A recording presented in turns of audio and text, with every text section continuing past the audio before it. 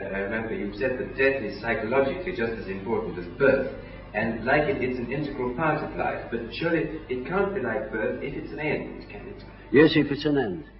And there we are not quite certain about this end. Because, you know, there are these peculiar faculties of the psyche that it isn't entirely confined to space and time. You can have dreams or visions of the future. You can see round corners and such things.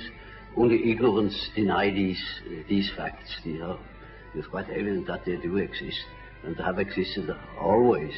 Now these facts show that the psyche, in part at least, is not dependent upon these confinements. And then what? When the psyche is not under that obligation to live in time and space alone, and obviously it doesn't, then to that extent the psyche is not submitted to those laws. And that means a practical continuation of life, of a sort of psychical existence beyond time and space. Do you yourself believe that death is probably the end, or do you believe that? Well, I can't say. You see, the word belief is a difficult thing for me. I don't believe. I must have a reason for a certain hypothesis. Either I know a thing, and when I know it, I don't need to believe it. If I don't allow myself, for instance, to believe a thing just for the sake of believing it, I can't believe it. But when there are sufficient reasons for a certain hypothesis, I shall accept these reasons, naturally. I should say, we have to reckon with the possibility of so-and-so, you know. Well, now, you've told us that we should regard death as being a goal, yes, and that to shrink away from it is to evade life and yes, life purposes. yes.